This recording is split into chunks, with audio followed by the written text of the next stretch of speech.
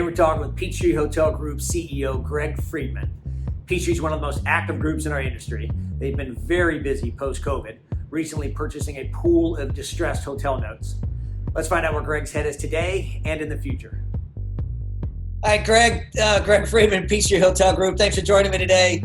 You're a good friend for coming on. I appreciate it. Yeah, thank you, Teague, for having me. So I look forward to having some fun. It's going to be great. Tell me some fun. I mean, hell, roll tide. You guys had a good weekend. Yeah.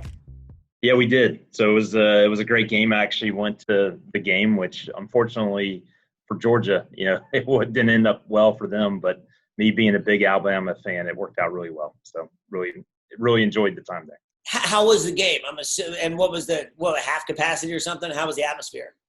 Yeah, so it was about 25% capacity. So it was, it felt a little bit, it felt, a little soft from an attendance perspective with COVID and everything, but still there was a lot of excitement. And the area I was sitting in, I was in a box there at the game, and it was just great from a standpoint of being there with a lot of friends and stuff and being able to enjoy the game. So it was pretty cool. Yeah, it's funny. I would think a small crowd might be a little boring, but it's still better than nothing, right? At least you'll get to go. Right. Yeah, it's better than what we were experiencing 3-4 months ago, where there really wasn't much happening. So. All right. Well, I'm not a Georgia fan, so good luck. Congratulations. Yeah, thank you. Although I should ask, being an Atlanta sports fan, Georgia Tech, Falcons, and now the Braves, what does it feel like to be the fan of a winning program? Feels great. So it's a great feeling. Unfortunately, I feel like, living here in Atlanta, we're just like cursed. Yeah. We just can't, seems like we can never get a break for the different Georgia sports teams. So. I do not plan to watch the World Series. Do you? I do not either. No. So, yeah. That's fine. I don't think I could have taken the stress of another 7-game series. Right. So, whatever. All right, let's get into it. So thanks for coming on. I think you're a great guest and a great person in our industry because you're involved in so many different aspects. So with Peachtree Hotel Group, you've got sort of the equity fund. You've got Stonehill with the debt fund. You guys are operators. You're developers. You see all different aspects. So, from both the equity side and the debt side, on one hand, you're a borrower. On the other hand, you're a lender. So I think this is great. I know you're working on a distress fund right now. So I think my question might be, what are you working on today? What's taking up the majority of your time today? Yeah, it's a great question. So we invest up and down the capital stack. So we have the benefit of investing both on the debt side as well as the equity side, as you mentioned, on hotels. We are spending a lot of time, buying, distressed debt on hotels today. So we are buying a lot of, first mortgage loans from different financial institutions that are looking to, exit our industry, just given, the challenges related to COVID-19. We are also, focused on trying to buy hotel properties, which it's been, more challenging, which I'm sure, you're dealing with the firsthand take. So you probably have an opinion there just on the equity side, trying to buy hotels, just given there's not a lot of, there hasn't been a lot of trades. And, in most cases, just given the current situation with COVID, it seems like a lot of hotel owners aren't willing to sell at the pricing that they need to sell in order to allow for, trades to occur. And we're also, as a company, we've been working on and we've closed on a couple of these rescue capital or runway capital type transactions where we're injecting capital into different hotel assets to give, hotel owners the runway to sort of make it, to the other side of this pandemic. And which one's having the most activity today? Yeah. So, for us, we've made over the last, 90 days, we've made close to, we've made about 30 or so investments in different assets, and probably, 90% of what we've done, over the last 90 days have been really focused towards, purchasing debt. So we've bought, first mortgage loans on, about 27 hotel assets over the last, 90 days or so. And then we bought, 28 loans, not 27, over the last 90 days. We've also, provided a couple of, rescue capital deals that we've closed on, and we've bought one asset in Pittsburgh. So on the equity side. All right. So let's dive into the debt because that's where your volume is. You did 27 there. And this isn't something that the average person really knows about. So how are you finding the deals? And is it through CMBS guys or through balance sheet lenders? Are they marketed deals and you're just bidding one of many, or is it relationship based? How are you getting Yeah. those deals? Yeah. So we are definitely seeing a lot of opportunities just from different, third party, brokers or, different investment bankers that are trying to sell loans for, various financial institutions, if it's banks or CMBS lenders or CLOs and so forth. It seems like we're having the most success where we're just buying stuff direct, through relationships that we have with various financial institutions. So we've, closed on 27 loans from different, banks that we had, relationships with pre-COVID. And then we, purchased one loan from from a mortgage, public mortgage REIT that was selling off some debt. And, in both cases, or in all of those cases, we bought it where we bought it really direct. It wasn't through a heavily marketed type process. We are bidding on a lot of stuff through the different, marketing processes that are taking place, like on, DebtX, which is a, platform that a lot of groups use to sell, a lot of banks and so forth use to sell loans. Just a lot of the loans that we're seeing that go to DebtX, unfortunately, at this point, a lot of the ones that we've bid on have not traded, or, they've traded at pricing that was, maybe above where we were, or maybe we just weren't that interested in those credits. So I got 3 more questions on the notes. So one, are you getting big discounts on the notes, or is there too much capital chasing it that it's really only margins? Yeah, it's a great question. So I feel like we're not getting a big enough discount. So I'm never happy with the discount we're getting. But in most cases, you're finding, across what we've seen on the trades that have occurred, the notes that we've acquired, as well as notes that we've seen other groups acquire, it seems like everything's trading with, on the, I would say on the low side discount wise, we've seen some stuff trade where, it's been pretty much no discount, and to, upwards of, about a 40% discount to the unpaid principal balance. So these are discounts on the, unpaid principal balance. In most cases, I would say the majority of the stuff that we've acquired has been, most of the stuff in that 10 to 25% type range, and I think that's sort of where the market is in most cases. Where, as you look at loans, trading today, in most cases it's, the 10 to 25% range, versus like the last cycle, like in 2010, 11, and 12, we were very active on buying debt. We bought, over, 40 first mortgage loans in the last cycle during the Great Recession. And in most cases, our discounts were probably 30 to 40%, in some cases even greater, compared to the discounts we're getting this time around. But, part of the reason is, in most cases, the leverage points this cycle compared to last cycle have been, greatly reduced. This cycle, most loans were only leveraged maybe 50 to 70% as a loan to value or loan to cost, versus last cycle, back in 2005 to 2007, it wasn't uncommon that banks were financing projects at 70 to 85 or even 90% of total costs in a lot of cases, and hence you needed a bigger discount to support some of those trades. Yeah, that's a great point. I forgot that last time they were at 80-90% LTV, and now we're 65-70. So our industry, and our banking industry specifically, is in a much better place. Exactly. And and good point. You guys kind of got started in the last recession through the note purchases, so you guys are very at home doing this. Yeah, or go ahead, Teague. I think it's an important, sorry to keep rambling, I think it's an important note, because everybody thinks, oh yeah, I just want to buy a note, especially if I can buy a 65% note at a discount. Oh, I love my basis. But let's make sure we're clear. You don't own the real estate. You own the note. There's still the owner of the real estate that owns it, and you get to work with them. So maybe I should ask what your plan going forward. Is it, and I know it depends on the borrower, but hey, we trying to take the keys, or are you trying to just get paid off? And there's a nice underwriting in the payoff as well. Yeah. So our strategy when we buy loans, no differently than because we, as a company, we actually, do a lot of direct lending as well. But in both cases, we're buying loans with the idea that we want to, restructure and step in and, be the lender. So we really want to, really clip the interest payments. and have the borrower, make their payments. If for some reason, the borrower is unable to, honor the agreements, or, unable to make payments or come to terms on a restructure that makes sense, then, no differently than any other financial institution, then, we'll be forced to go a different direction.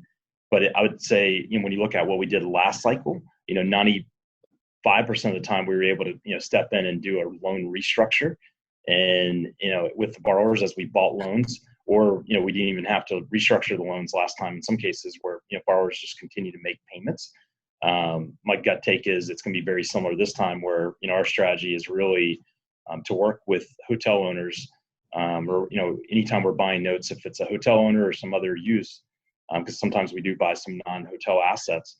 In both cases, our goal is to try to work, with that borrower and, stable, get to a stable situation, and hopefully get, paid off at some point in the, in the near future. Do you have any concern about getting paid off? What's the risk of getting paid off in the future?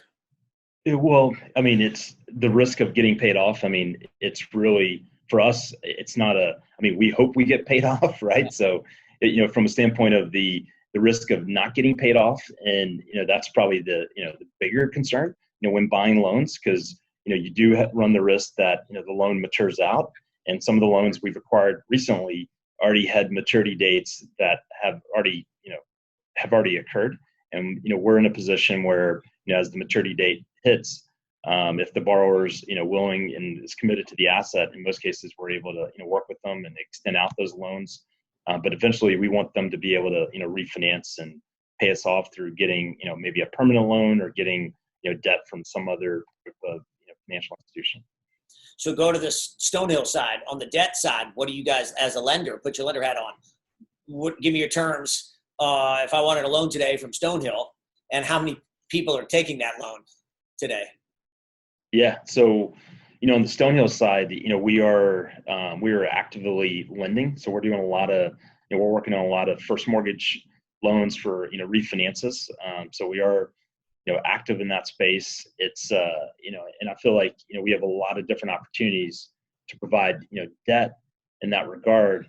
It's just, it's one of these situations today where, we want to be somewhat selective on the new loans that we are originating. So we are being, cautious, and the ones that, the assets that we are financing. And in most cases, I would say, we're even having, borrowers, just given the fact that, cash flows are going to be questionable for the next, 6 to 9 months, given COVID. In most cases, we're, requiring people to, put up interest reserves and so forth as we are, closing on loans.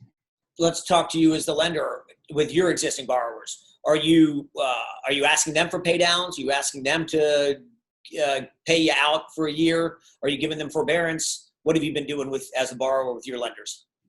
Yeah. So, we've been, each situation is unique, because not all markets are equal, as we all know in the hotel space. So, for the most part, everyone is in a very challenging situation, but you do have some, green shoots out there. Certain submarkets are doing better than others. So, in some cases, we are, still working through some of the, challenging markets where we have given, some level of, debt deferment, which in a lot of cases have been, in regards to principal payments, as well as principal and interest early on. We did a lot of, for I would say the first 90 days of COVID, we gave, the majority of our hotel borrowers some level of debt deferment. And even after the first 90 days, we've continued to give, some level of our borrowers, debt deferment up until, the end of the third quarter. But in most cases, I would say we've, gone the direction where we've, had a lot of our borrowers, put up additional capital in the form of interest reserves or whatever the case is, or start making, interest payments and so forth, just to show that, they're committed, to their assets. So we've sort of mimicked what most, what you find most regulated banks have moved towards, as well as, even, a lot of the mortgage REITs and, the CLOs and so forth, what they're sort of requiring at this point. Whereas, when you look at like the CMBS market, for instance, in most cases, they were unable to do anything, provide any relief other than allowing you to use your reserve accounts or whatever. It's fun. The theories we're hearing is that, yes, the CMBS lenders, there's no one there. They've gotten a bad rap. They couldn't give you any forbearance or anything. But the good news is the CMBS people aren't there. So they're not calling you today for a pay down and a interest reserve and other kinds of money out of your pocket that the balance sheet traditional lenders are calling and asking for. So the CMBS guys, ironically today, seem to be a little more lenient than the balance sheet guys. And I wonder where a debt fund fits in, if you're in the middle or if you have the most flexibility out of all of them. So just curious where your head is and how you're working with people. Yeah, I mean, we're probably closer to the balance sheet lenders. I believe it. Yep. So, we're probably closer to the balance sheet lenders on how they behave. The CMBS side, though, in a lot of cases, you're still, although they're not doing anything right now. I mean, I do worry, if you do have a CMBS loan and you're, dealing through, and running through your FF&E reserves, you're really just replacing one issue for another issue. Right. And at some point, that they're going to sort of flip on how they're behaving as well. So, I mean, I think there is some challenges there on the CMBS side. Fortunately, within our equity investments, because we have, over 50 hotels that we own, through our different investment vehicles, and we only have, I think, 6 CMBS loans on 6 different hotel assets, and we've been unable to get much relief, other than maybe utilizing some of our FF&E reserve accounts if we choose to, which to me is not the most beneficial necessarily from a long-term perspective, because again, you're just trading, you're solving one issue today for another issue down the road, because you need those FF&E reserves for renovations or whatever at a later date. So, all right, so let's go. I like this. Let's talk the equity side, right? Through Peachtree. So you own 50 assets. And are your lenders working with you? Or right now, it sounds like you're happier with the balance sheet lenders than you are the CMBS people. But are you going to hang on to all of them? Are you going to have to hand keys back? I mean, holding 50 assets, I don't know what your break-even point is on your portfolio, but give me some insight there. Yeah, it's a great question. So, fortunately, I would say across our portfolio today, we're running on the equity side, we're running about 50% occupancy. So we are at an occupancy point where in most cases we're not only covering operating costs, but we're covering a good bit of the interest expense, if not all of it. So we're in a position now for most of our assets where we are we're able to, without us supporting these assets corporately, or even through capital at the fund level. In a lot of cases, we're able to support the assets just by how they're performing right now.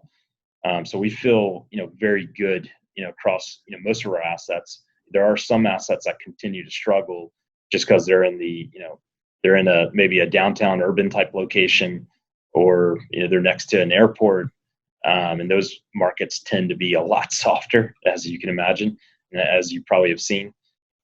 Those markets are a lot softer today, and those hotels continue to struggle and continue to at best cover operating costs, or in some cases they're still even negative on some of the operating costs. So it's definitely not all markets are equal in that regard, but ultimately to really answer your question, we expect that we'll be able to hang on to pretty much all our assets. We may end up selling some assets, and we've considered looking at selling some assets here and there, just because some of the pricing we're getting or hearing seems somewhat attractive, but we're not in a rush either to go sell assets if we can't get pricing that makes sense for us both short and long term. So ultimately my gut take is we're gonna with our legacy investments, so all the investments we made pre-COVID that we still are invested in today, I do believe we'll end up maintaining all those assets, but it's going to take it's probably going to end up we're going to be in this duration risk situation where we're going to be invested probably a lot longer than we originally anticipated or wanted to be invested in these assets. How much, so those are great points. How much do you think that the fact that you're a fund and have, quote, deep pockets, certainly more compared to the individuals, how much do you think that your structure and the depth of your pockets will allow you to hang on, whereas an individual may not have that same ability?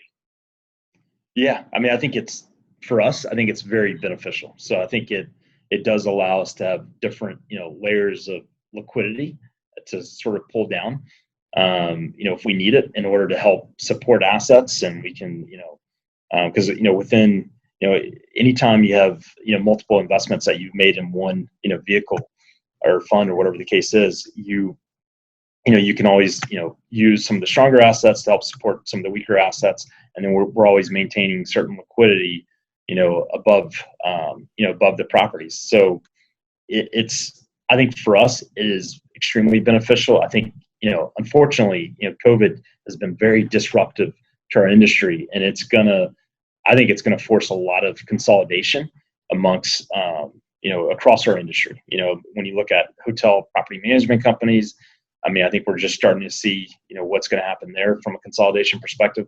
But I think also within even hotel ownership groups, I think a lot of hotel owners are, unfortunately going to be, forced to make decisions on selling, over the next, over between now and the next 12 months, just because, even once we get to a vaccine or a therapeutic, I mean, it's still going to take, like the vaccine itself. I mean, at least everyone keeps talking about these different vaccines.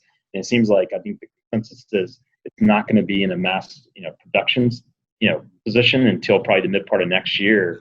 And even when that occurs, it doesn't mean we're going to go back to, 2018 or 19 levels. I mean, it's going to take time, as most people can appreciate. And it's going to take, in most cases, probably a good, 24 months from that, from getting that vaccine to get, back or get closer to, 2019 type level.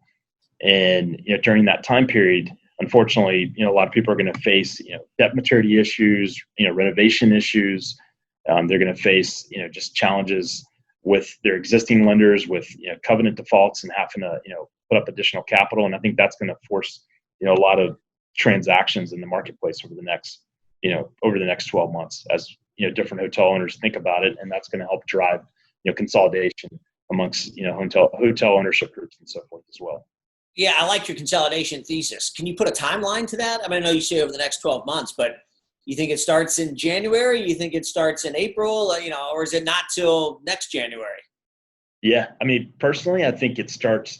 I think there's a lot of people sort of holding out, waiting to see what happens, with the election. So, I mean, I think, there's a lot of different opinions on how the election could sort of impact the recovery. And I do believe the election will have some impact, on the recovery, how it sort of takes shape. I think there's, a lot of people are waiting to see if there is because there's been, talk of a vaccine by the end of the year, and seeing how that impacts, the recovery, and having a little bit more data points, and having, hopefully having a little bit more visibility on how the recovery is going to take place. So personally, I believe you're going to start seeing a lot more sales ramp up in the, first quarter, second quarter next year, is just my take. I'd be curious to hear your opinion, Teague, because you're looking at it from a different standpoint, and I'm looking at it just from the conversations, we're having with different hotel groups that are having to make hard decisions on, when they're looking for, maybe runway capital, or they're looking to, looking for capital at some level to refinance properties and so forth. Some of the conversations we're having, but you're having a lot more conversations in that regard. So I'd love to get your opinion there. We are starting to see, I will answer, we're starting to see the conversations are definitely picking up. Whereas before, everyone's just been on a pause, and we sort of all thought we'd get through this. And it's now obvious that we're not going to get through this as easily as we were hoping. So the dialogue is coming. We're taking assets out that are testing waters. We're getting tons of reaction from anything that we have that's out there. Everybody wants to know what's happening. We still have a difficult bid-ask spread right now, but we're getting some transactions done. They're all slow, they're all painful, but it's happening. We are seeing the wave in the servicers, the BOV requests, the valuation opinions picking up significantly. And we see that coming as a big wave. The kicker there, though, as we've all learned from history, that doesn't move quickly. Even though the wave comes, it doesn't convert from looking at it to a let's go to market. That takes a long time. So we all have been saying next year, but I think it might get kicked out further, not sooner in the year. I think it's going to get kicked out further. But we got to see. There's still a ton of capital that's out there, which is keeping prices high. People have money in their pocket, but they're kind of at a break even. But as that happens longer and longer and longer, I think the tough decisions start to come. But I think the real tough decisions are more in the second half of next year instead of the first half. Just my opinion. Yep. And it's also, the other factor personally is, typically in the winter months, things start to slow down across our industry. And a lot of groups are, in that break-even point, as, we mentioned across our portfolio, but, a lot of other people are probably feeling somewhat good. But then as the drop-off starts to occur, and if there is this, second wave or third wave, whatever you want to call it, that occurs, COVID, that everyone keeps talking about, it's going to, if you're watching CNBC, like this morning, I think Scott Gottlieb was talking about how it's going to, start taking effect over the next week or so. And if that's the case, I think that could help, sort of expedite it, as well as just pressures from lenders. Because I do believe the banking side is going to, regulated banks, non-regulated financial institutions are all going to be having to force some level of, capital to be injected to help sort of right-size some of these assets, just given the different covenants that exist, across these different ones. So. Yeah, it's a complicated world that we're living in. And I think only getting more and more complicated as we go along. All right, so let's talk ironically, the development side. You guys have got some construction projects going on, which I think is very interesting. But tell me about those, and do you think they're going to open up on time? And when they do open up, are they going to ramp up nicely? And what's happened with construction costs? Yeah, so it's, we're starting to see some softening of construction costs. We haven't seen, this, everyone believes going in the first quarter next year, you're going to see, at least towards the end of the first quarter next year, you'll see, a pretty decent drop off in construction costs. So we haven't fully seen, this huge drop in construction costs. I mean, I think we're seeing maybe a couple of points here or there on, different projects that we're trying to price out right now. And we're sort of making the decisions. Do we start construction now, or do we wait, until, sometime next year? So we've got, currently we have, close to about a dozen different projects that are in different stages of construction that are either, under construction, that were already under construction pre-COVID. Some projects, we actually broke ground, like for instance, after COVID, we have like a Homewood Suites that we're building right next to, University of Louisville that we're just starting construction on. And then we have several projects that we're anticipating starting construction either, later this year, probably most likely first quarter next year, as we wait and see what happens on, construction pricing. But it's, we are still, committed to developing hotels. And we think, although there's a lot of noise with COVID, there's still, submarkets we believe that, in the short term, it may have the impact of COVID, but long term, we're bullish on our industry and our space, and that there's still, demand, for new hotels to be built in some of these submarkets. Give me some of those markets. Give me an example. I can't give you all the secrets, but but no, personally, I mean, we love, obviously, the one thing we've learned this cycle is, or at least what's happened this down cycle through this COVID impact is, we've all seen the leisure markets have held up well. Right. So we really love, a lot of markets that are, dominant or have a really high, high pent up demand from, leisure driven type, occupancy. And, a good example is, down, like we have a Homewood Suites in Destin that's under construction. So we're, very excited about that project, and we're very bullish on how that asset will perform after it opens. Even with the, COVID impact, we believe that asset should, ramp up well. We're also very bullish just on, extended stay hotels in general, because that's one thing that has been sort of a shining star through this, downturn is, a lot of our extended stay hotels, like our, Residence Inns and Homewoods, but, more importantly, like our Home Twos, in most cases have held up really well. Some of our Home Twos are actually running, pretty close to what they were running, pre-COVID. So we've been, really, really happy to sort of see how those, assets have held up, and, are still committed to even developing, more of those kind of hotels. But I would say the markets that we're probably most bullish on short term is the leisure driven markets. And then, long term, we're still bullish on markets that are, that hotels that are in these college towns. Also, we're bullish on markets like, a lot of these, downtown CBD type locations, because we do believe, a lot of these markets are going to, come back. And, over the next, although it's going to be tough sledding over the next 24 months, long term. And when you're developing, you're really looking 3 to 5 years down the road. So when we look out 3 to 5 years down the road, we believe, these markets all should recover and come back. So that answered my question. So you're not afraid of the CBDs. You're not rushing to the suburbs, maybe to a beachfront, leisure, and other drive-to demand markets. I get that, but you're not afraid of CBD.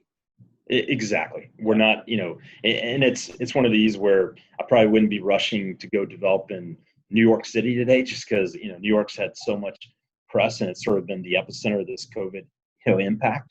And New York already had its own supply issues, and a lot of that supply is now coming out.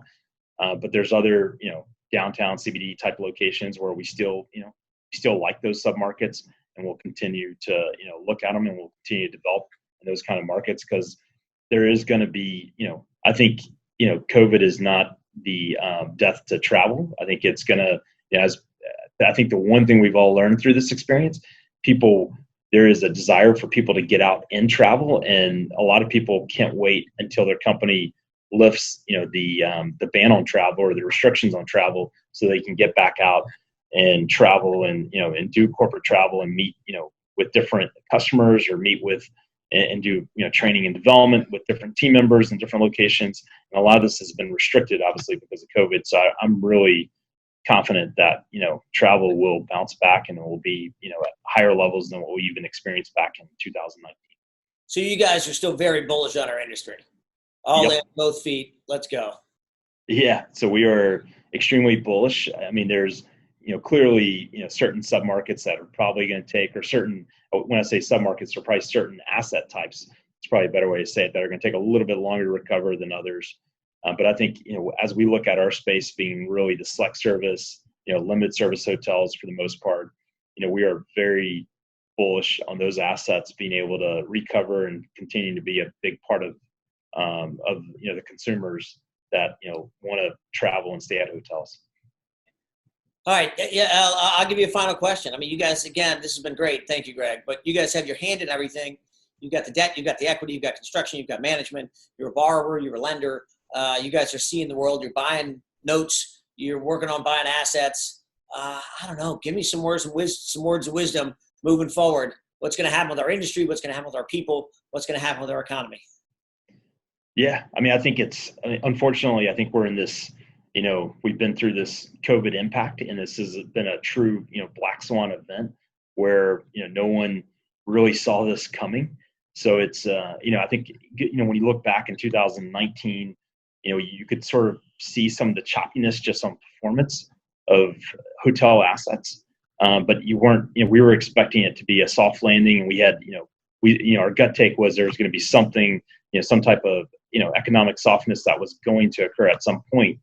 We didn't expect, COVID, and we didn't expect it to be as severe as it's been, which I think is, unfortunately for all of us right now, it's a very challenging time.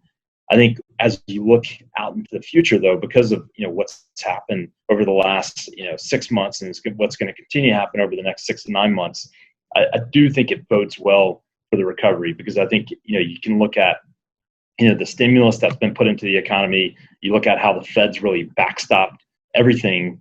And that's part of the reason, the Fed's commitment, to really backstop this economy, along with some of the stimulus, has really driven the performance of the stock market. And so when you look at the public markets and how it's really behaving today, I think that really gives us, optimism that there's going to be a V-shaped recovery, as it relates to, the current, economic softness that's occurring, especially within lodging. So I do believe we have, hope that there's going to be a V-shaped recovery on hotels. Unfortunately, it's not going to be overnight. But when we look down the road, 36 months, 48 months from now, I'm really bullish on our industry, because I don't think the demand for travel is necessarily going to, disappear. And I think you've now had, a lot of, new construction projects that have been shelved or delayed. You've had, certain hotels that are going to leave and convert to other uses. So I think overall, when you look at supply and demand, 36 to 48 months from now, I'm very, very bullish about where the industry is going to be headed, and the ability, for us to, especially when you go through these downturns as an industry, every downturn, it seems like we've gotten better about being able to cut expenses. So when you come out of this kind of event, I think our industry is going to be more profitable and have, better, revenue execution on the top line side. So I think I think we're headed for better days is my opinion.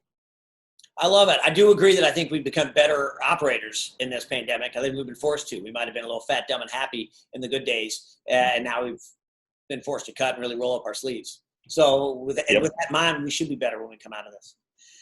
All right, Greg, I appreciate it. Thank you for coming and joining me. This has been very insightful. You guys are a great group, very talented. Keep up the good work. Let's go get a beer soon. Yeah, sounds great. Let's definitely get together and look forward to y'all's conference next year. So we'll be there. We'll be there. Yeah, I'll definitely be there. So I can't wait to get together with everybody in the industry. So really appreciate what you guys are doing and look forward to seeing you soon. All right. Roll Tide. Roll Tide. See ya. Thanks. All right.